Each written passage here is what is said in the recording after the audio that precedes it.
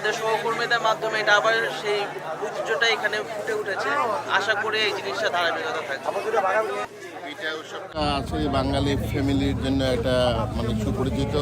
ছোটোবেলায় আমরা আমাদের মা বোন ভাবিরা পিঠা বানাইতো এবং সিজনাল পিঠা বানাইতো। শীতকালীন পিঠা, বর্ষাকালীন পিঠা, তো গ্রীষ্মকালীন পিঠা, ঘরে ঘরে পিঠা উৎসব হইতো।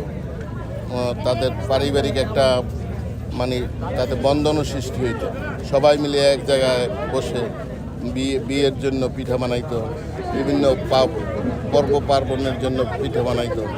এটা আসলেই আমাদের একটা মানে জাতীয় ঐতিহ্য বলা যায়। এই পিঠা উৎসব আমরা যাতে আমাদের এটা যেন চলমান থাকে, এই জন্য আমি মাননীয় ব্যবস্থাপনা পরিচালককে অনুরোধ করব যে এটা আমরা প্রতি বছরের জন্য করতে পারি এবং এটা আমাদের ঐতিহ্যকে টিকিয়ে রাখতে পারি। ধন্যবাদ।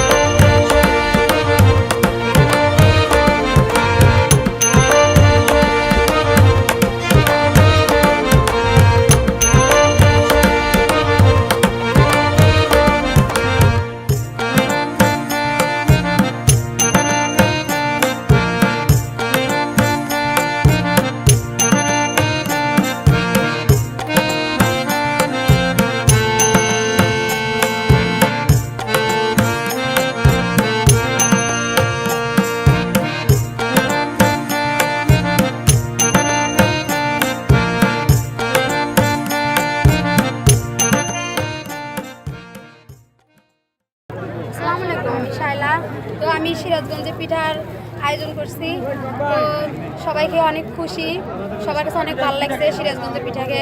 তো আমি বিক্রি করতে পেরে অনেক খুশি। আমার এই প্রথম পিঠা উৎসবে মানে অংশগ্রহণ করা, তো আমার নিজেকে অনেক ভালো লাগতেছে আমি এরকম পিঠা বিক্রি করতে পেরে। থ্যাংক ইউ সবাইকে। এটা হচ্ছে আমরা কোম্পানি যেখানে জব করে আমরা মাল্টিফ্যাপসের নাম দিয়ে একটা পিঠা নিয়ে আসছি। এরপর হচ্ছে মিক্স বাদামের পায়েস নিয়ে আসছি, গাজরের হালুয়া নিয়ে আসছি, তারপরে হচ্ছে আপনার সুজির শরমালাই নিয়ে আসছি, তারপর হচ্ছে খেজুর দিলের নাড়ু, নারকেলের নাড়ু, বাদাম মিক্স বাদামের পায়েস, তারপর হচ্ছে আপনার বাদামের কেক নিয়ে আসছি। এগুলো আমাদের পাটিসাপটা, রঙিন পাটিসাপটা এগুলো নিয়ে আসছি। আলহামদুলিল্লাহ অনেক ভালো লাগছে, অনেক বিক্রি হচ্ছে, অনেক মাল্টিফ্যাপস অনেক সুন্দর একটা আয়োজন করছে। আমরা অনেক হ্যাপি, এরকম আয়োজন যেন প্রতি বছর করে আমরা সেই আশা রাখি।